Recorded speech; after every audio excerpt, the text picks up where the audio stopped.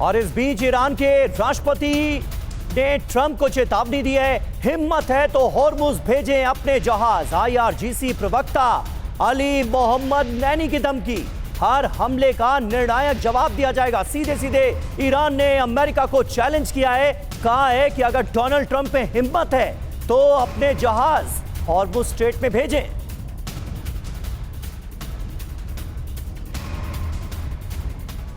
तो ट्रंप को बारूदी ललकार दी गई है ईरान की तरफ से। हॉर्मुज से वर्ल्ड वॉर का क्या वाकई में अब जो खतरा अभी तक माना जा रहा था वो सच हो सकता है?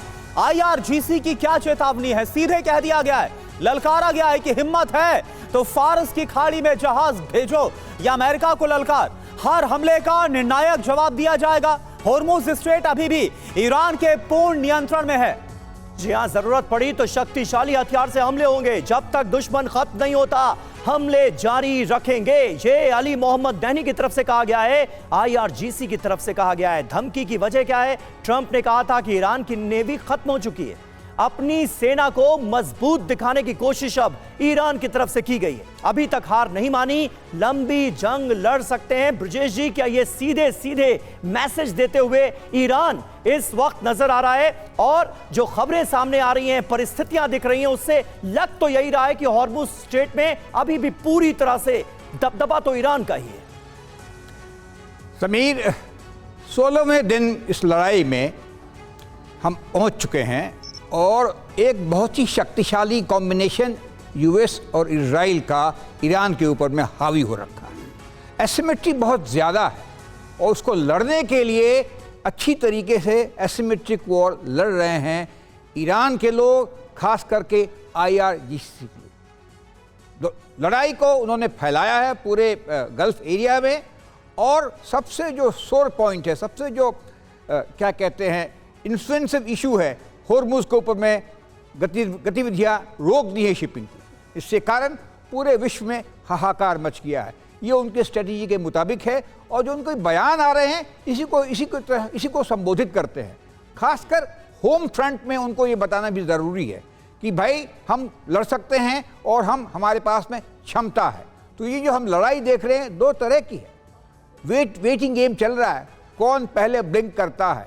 अमेरिका और इजराइल हावी तो हो ही रखा है, उसमें कोई दो शक नहीं है। जैसे आंकड़े बताते हैं, 90% जो मिसाइल्स हैं ईरान से वो कम हो गए हैं। ईरान के पास में लॉन्ग डिस्टेंस मिसाइल नहीं है, इस वजह से शायद वो गल्फ के देशों के ऊपर में ठिकाना लगा रहा है, निशाना लगा रहा है। ये दुबई हो या UAE के बाकी पोर्ट हो, तो इस तरह की कहानी भी चल रही है। मगर हॉर्मुज एक ऐसा सेंसिटिव स्पॉट है जिसने पूरे विश्व को चौंका दिया है और वो उनका स्ट्रेटेजिक पॉइंट है। लड़ाई का अंत क्या होगा आंकड़े लगाने मुश्किल है, मगर सोचते हैं कि 3 पहलू हो सकते हैं। पहला, एक यही रजीम स्ट्रांग होके रह जाएगी और अमेरिका को ब्लिंक करना पड़ेगा डोमेस्टिक ऑडियंस, डोमेस्टिक प्रेशर से। जी। दूसरा, ये जो रजीम है वो वीकेंड हो जाएगी और अमेरिका का कहना मानना शुरू कर देगी, जैसे साउथ अमेरिका में वेनेजुएला में हुआ था। वो अमेरिका चाहता है सबसे अच्छी। बिल्कुल सर, और यही सोचकर तो अमेरिका ने हमला कर दिया कि जो वेनेजुएला की तरह हुआ था बस चंद घंटों में ही निपटारा हो जाएगा। लेकिन देखते देखते 17 दिन हो गए और ईरान को पता है कि अगर हॉर्मुज की खाड़ी पर अमेरिका ने कब्जा कर लिया तो फिर तो उसकी हार तय। इसलिए पूरी ताकत ईरान लगा देगा। एक और बड़ी खबर, इराक के एरबिल में IRGC का ड्रोन से हमला हुआ है। कुर्दिश लड़ाकों के ठिकाने पर हमला, एक साथ सैकड़ों ड्रोन से हमला। और वहीं इजराइल की आर्थिक राजधानी तेल अवीव पर ईरान के हमले जारी हैं। ईरान ने तेल अवीव पर बैलिस्टिक मिसाइलें दागी हैं। ये देखिए तस्वीरें, ये ताजा हमले, तेल अवीव का आसमान और मिसाइलें ईरान की गरजती नजर आ रही हैं। और एक और बड़ी खबर, तेहरान में हमले का एक नया वीडियो आपको दिखाते हैं। तेहरान के आसमान में दिखा है काला धुआं। रिहायशी इलाके में अटैक के बाद यह आग लग गई, देखिए आप।